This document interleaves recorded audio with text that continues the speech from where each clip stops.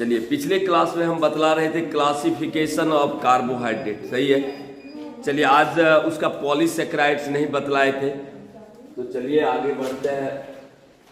हम बतलाए थे पिछले क्लास में, याद कीजिएगा जरा सा, classification of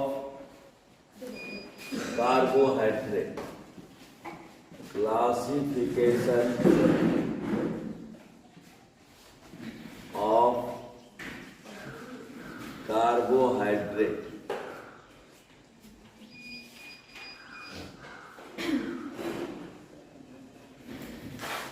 classification of carbohydrate हम बतला रहे थे। क्लासिफिकेशन ऑफ कार्बोहाइड्रेट, कार्बोहाइड्रेट का वर्गीकरण।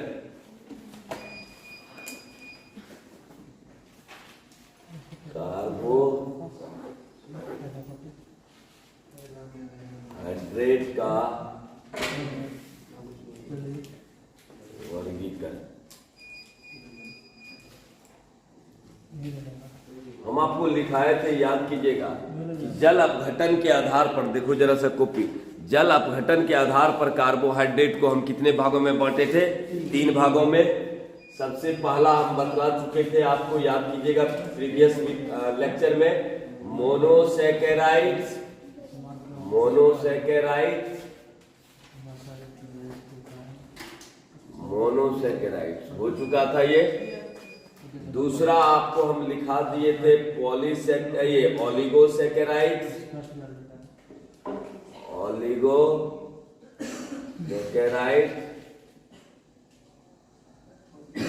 ये 2 हो चुका था, मोनोसैकेराइड्स और ओलिगोसैकेराइड्स हो चुका था। चलिए आज तीसरा पढ़ते हैं, पॉलीसैकेराइड्स। आज तीसरा आपका वर्गीकरण है, वह है आपका पॉलीसैकेराइड।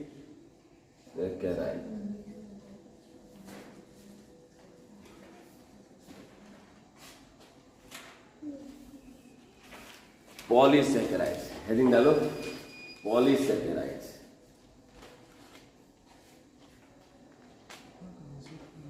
तीसरा पढ़ेंगे पॉलीसैकेराइड्स। इसमें लिखिए जरा सा, पॉलीसैकेराइड्स लिखो, वे कार्बोहाइड्रेट। पॉलीसैकेराइड्स का परिभाषा लिखिए, वे कार्बोहाइड्रेट जो जल अपघटित होकर, वे कार्बोहाइड्रेट जो जल अपघटित होकर, वे कार्बोहाइड्रेट जो जल अपघटित होकर मोनोसैकेराइड्स की अनेकों इकाइयां प्रदान करता है। जो जल अपघटित होकर मोनोसैकेराइड्स की अनेकों इकाइयां प्रदान करता है।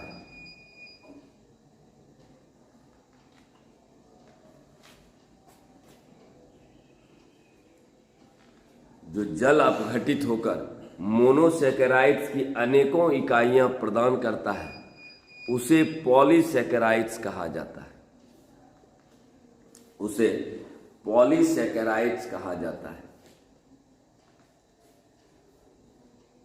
वे कार्बोहाइड्रेट जो जल अपघटित होकर मोनोसैकेराइड्स की अनेकों इकाइयां प्रदान करता है, उसे पॉलीसैकेराइड्स कहा जाता है। लिख लिए? चलिए एग्जाम्पल देखिए। एग्जाम्पल है स्टार्च, N C6H10O5। यह है आपका स्टार्च, जो पेड़ पौधे में पाया जाता है। जल अपघटित, जल के साथ अभिक्रिया कर रहे हैं, तो यह N मॉलिक्यूल्स ग्लूकोज में आपका कन्वर्ट हो जाता है, C6H12O6।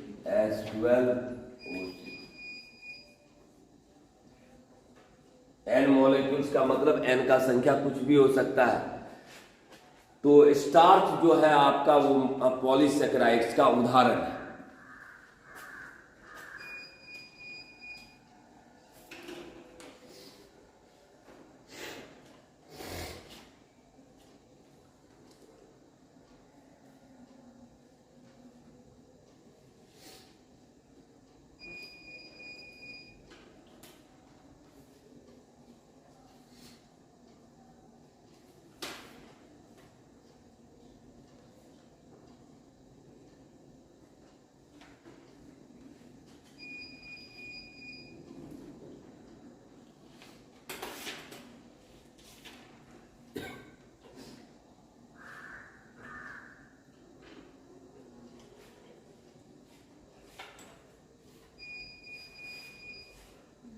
n का मान कुछ भी हो सकता है।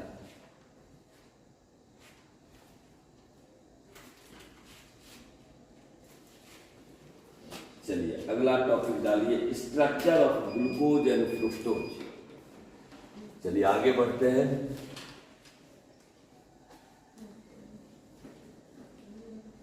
Structure of glucose and fructose.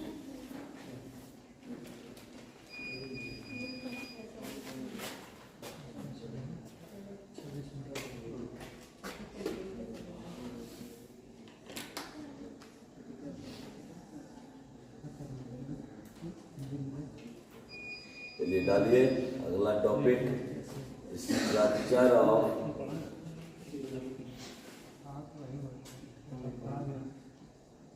Glucose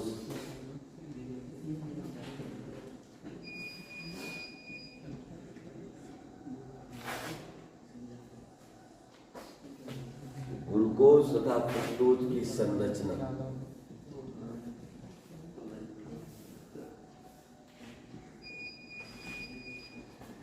चलिए हेडिंग डालिए, structure of glucose and fructose, glucose तथा फ्रुक्टोज की संरचना।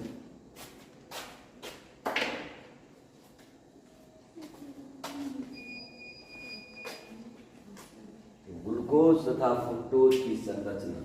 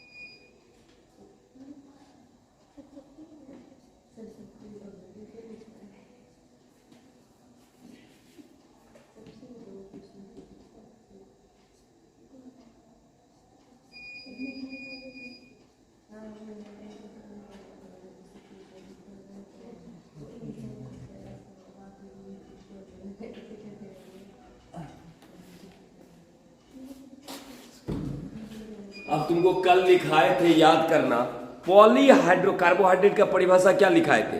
Polyhydroxy aldehyde. मतलब क्या? पॉलीहाइड्रोक्सी का मतलब हुआ, आपको बतलाए थे पॉलीहाइड्रोक्सी अल्डिहाइड।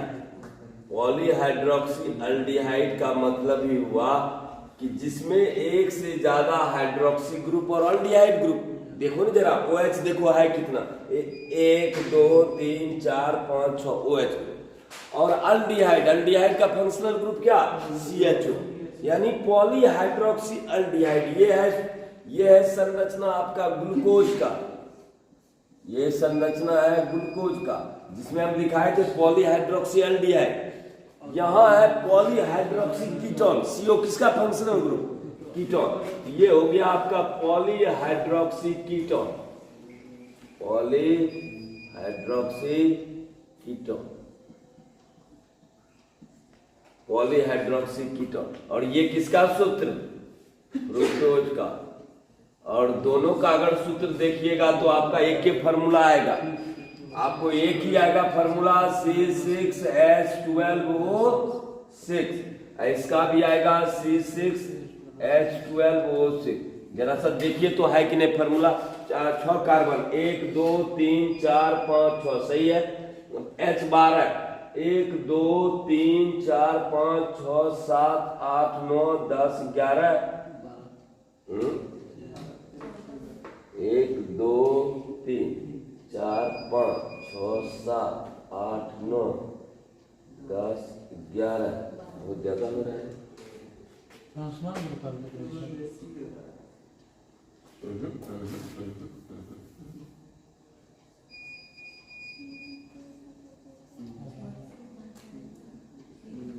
एक दो तीन चार पाँच छः सात आठ नौ 10 11 12 सही है। एक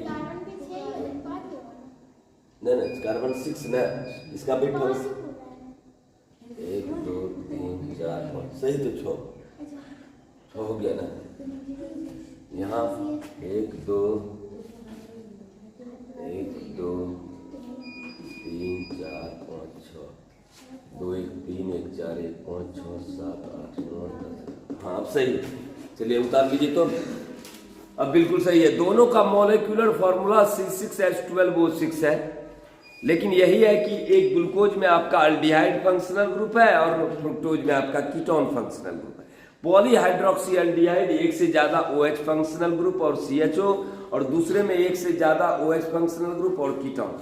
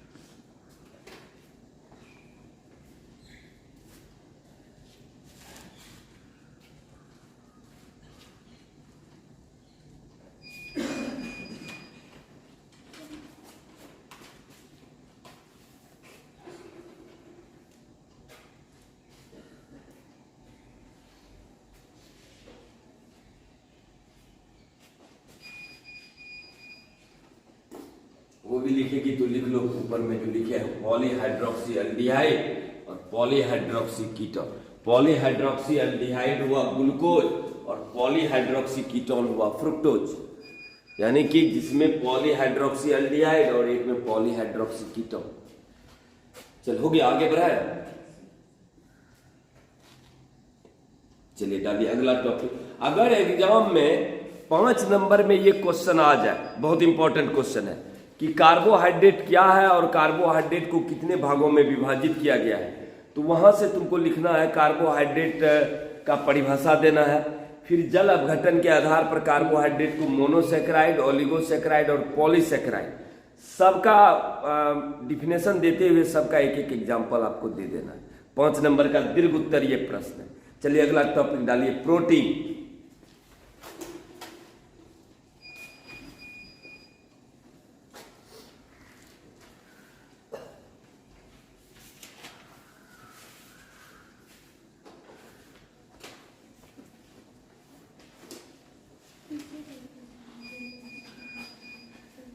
चलिए अगला टॉपिक कवर करते हैं जो है प्रोटीन।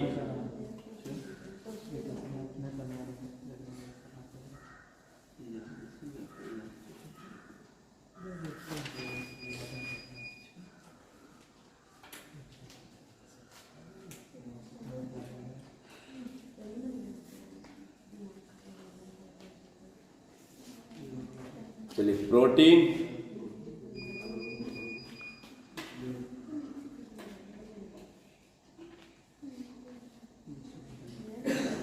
लिखेगा, प्रोटीन हमारे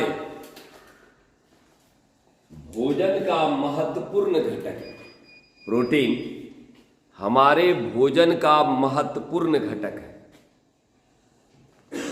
प्रोटीन हमारे भोजन का महत्वपूर्ण घटक है। प्रोटीन हमारे भोजन का महत्वपूर्ण घटक है। प्रोटीन हमारे भोजन का महत्वपूर्ण घटक है। हमारे सामान्य भोजन जैसे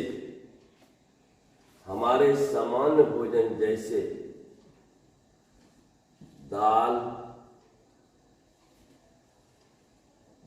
पनीर, सोयाबीन, मछली,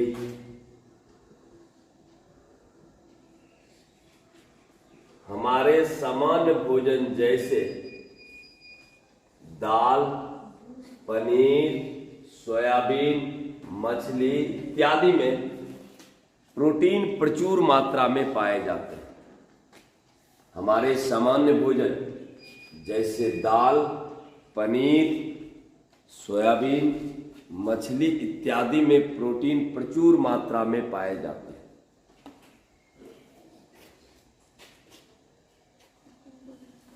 प्रचुर मात्रा में पाए जाते हैं। प्रोटीन अल्फा अमीनो एसिड के बहुलक होते हैं। प्रोटीन अल्फा अमीनो एसिड के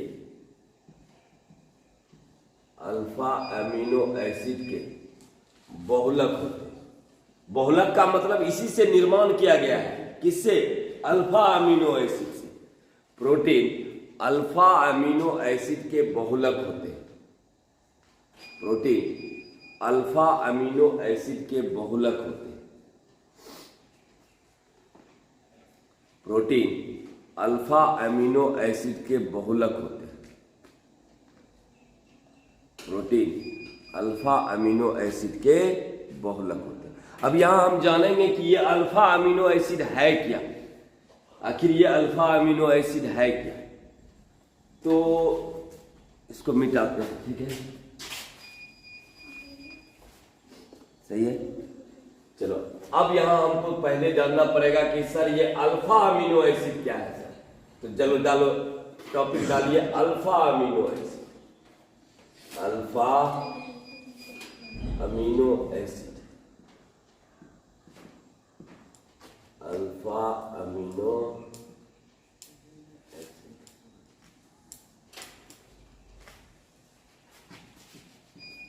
प्रोटीन अल्फा अमीनो एसिड के बहुलक होते हैं। तो आखिर अल्फा अमीनो एसिड है क्या? एक चीज गौर करने वाली बात है, यहां पर दो फंक्शनल ग्रुप है, याद करो जरा सा। एक है अमीन और एक है एसिड, कार्बोक्सिलिक एसिड। इसका मतलब जिसमें दो क्रियाशील मूलक, एक तो आपका अमीन है और अमीन का फंक्शनल ग्रुप आपको पता है NH2। जिस भी ऑर्गेनिक कंपाउंड में NH2 रहे तो अमीन है। और एक है एसिड। एसिड मतलब कौन सा एसिड? Carboxylic acid. यानी कि दोनों फंक्शनल ग्रुप एक ही अणु में पाया जाना चाहिए, COOH। यानी दो फंक्शनल ग्रुप दो क्रियाशील मूलक, यानी कि ये दोनों फंक्शनल ग्रुप एक ही अणु में पाया जाना चाहिए। यानी क्रियात्मक समूह जिसको कहते हैं आप, फंक्शनल ग्रुप। फंक्शनल ग्रुप का मतलब हुआ क्रियाशील मूलक। क्रियाशील मूलक या क्रियात्मक समूह भी कहिए, क्रियाशील मूलक या क्रियात्मक समूह।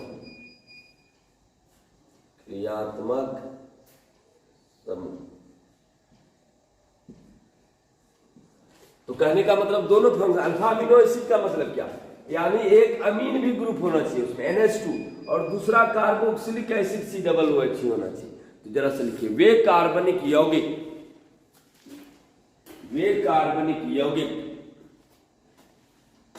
जिसमें अमीन्स ग्रुप, वे कार्बनिक यौगिक जिसमें अमीन्स ग्रुप, ब्रैकेट में लिखेगी NH2, यहां देखो लिखा हुआ ब्रैकेट में NH2।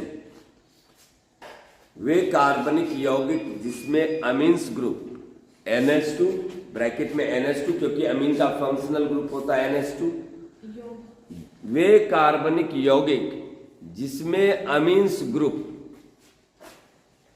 ब्रैकेट में NH2 तथा कार्बोक्सिलिक एसिड ग्रुप COOH,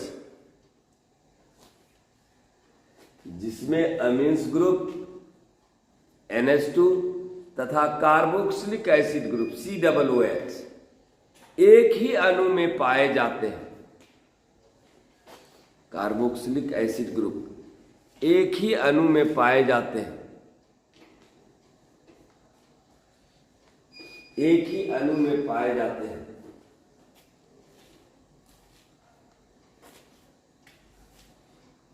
उसे अमीनो एसिड कहा जाता है, उसे अमीनो एसिड कहा जाता है, उसे अमीनो एसिड कहा जाता है, उसे अमीनो एसिड कहा जाता है। इसे अल्फा, बीटा तथा गामा अमीनो एसिड में विभाजित किया गया है। इसे अल्फा, बीटा तथा गामा अमीनो एसिड में विभाजित किया गया है। इसे अल्फा, बीटा तथा गामा अमीनो एसिड में विभाजित किया गया है। इसे alpha, beta, gamma amino acid में विभाजित किया गया है। अल्फा का मतलब क्या? अल्फा कार्बन पर अगर NH2 लगा रहे तो इसको अल्फा अमीनो एसिड मान लीजिए। ये फंक्शनल ग्रुप है, फंक्शनल ग्रुप के बाद ये अल्फा है, ये बीटा है।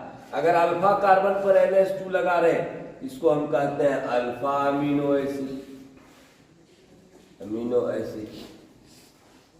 अगर मान लीजिए बीटा कार्बन पर लगा रहे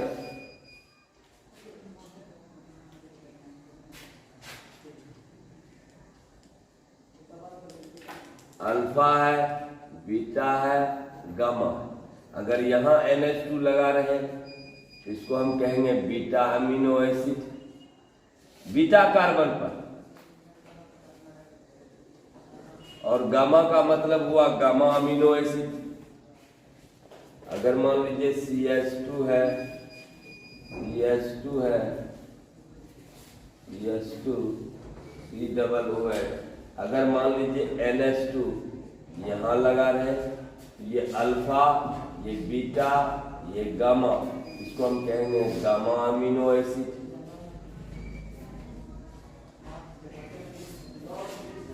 अल्फा कार्बन पर अमीन ग्रुप रहे तो अल्फा, इसको भी लिख लो।